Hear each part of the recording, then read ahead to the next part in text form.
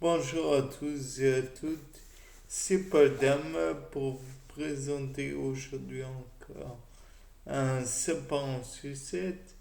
Donc aujourd'hui, comme vous vous en doutez, j'ai envie de ne pas changer, de parler des corticoïdes et éventuellement des allergies. Bon, c'est même pas éventuellement, c'est des allergies directement. Et donc, je me suis dit, peut-être que mettre des corticoïdes à une personne qui a eu des allergies, ce n'est pas la meilleure solution pour calmer cette allergie. Je m'explique. Les corticoïdes sont des hormones, enfin, le cortisol est une hormone ou une substance plutôt produite par les glandes surrénales pour finalement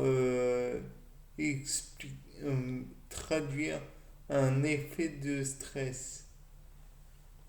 Plus on stresse, plus on produit de corticoïdes, de cortisol d'après moi. Donc, si on inhale, par exemple, un, un allergène quel qu'il soit, ou que l'on entre en contact de d'autres façons avec des corticoïdes,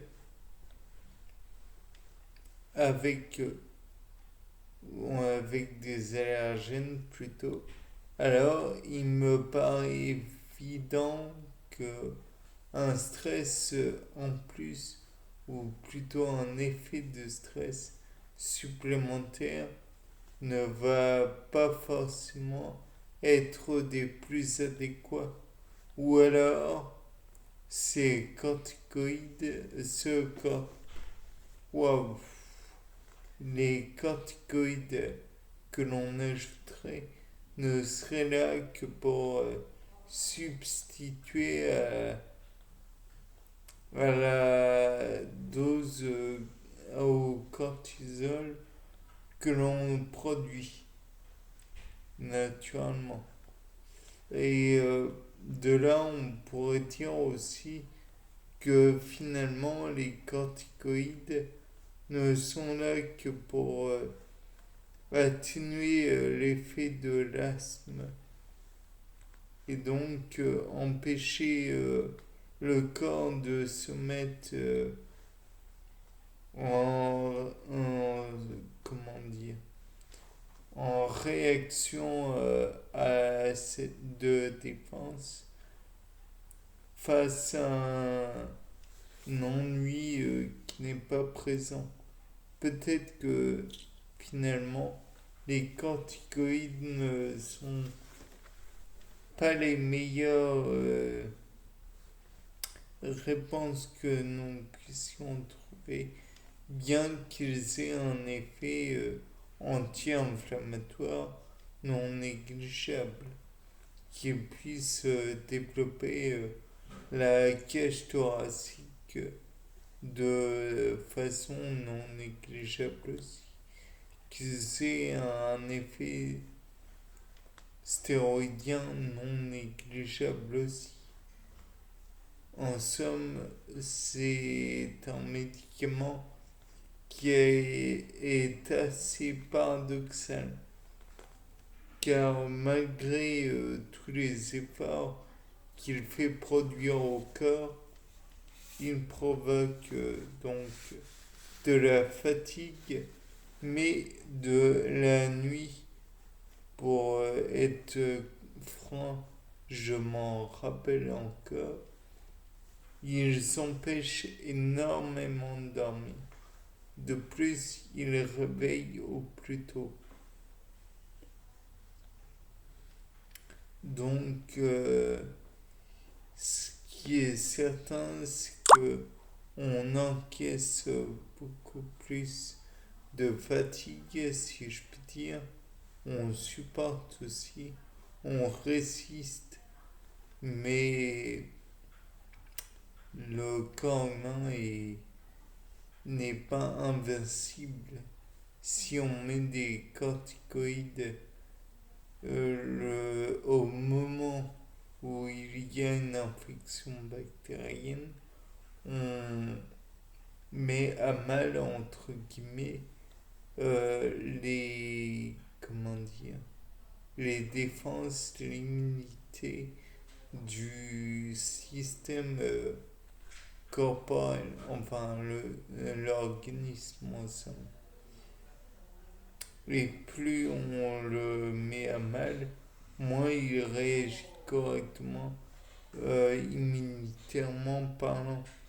Peut-être que par la suite, on pourrait même dire que face à des véritables infections, peut-être dues à un virus, peut-être, il va mal réagir ou même devenir une arme pour le virus,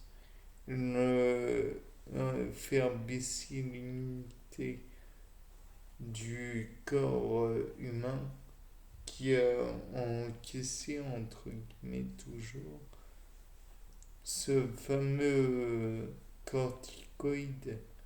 Et puis, d'un autre côté, baisser l'immunité, ce qui serait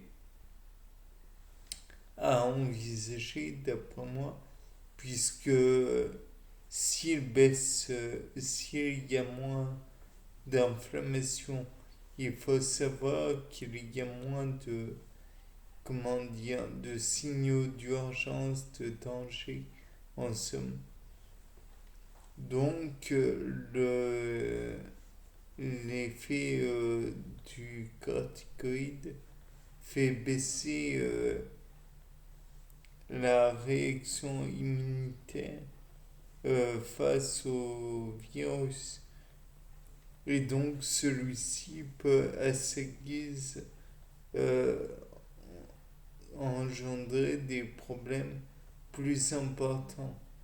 Et donc on devient vulnérable à, comment dire, au virus et à la maladie. Peut-être même que par la suite, on pourrait même envisager que les corticoïdes affaiblissent le corps. Peut-être faudrait-il voir aussi éventuellement l'impact sur les LT mémoire. Peut-être que les LT mémoire deviennent moins, enfin, sont moins présents puisque l'immunité a été diminuée ou l'inflammation a été diminuée. Donc le nombre de leucocytes, lymphocytes et j'en passe sont moins nombreux sur le lieu du drame, si je puis dire. Bien sûr, si comment dire, le système immunitaire a été un petit peu sur le lieu du sinistre,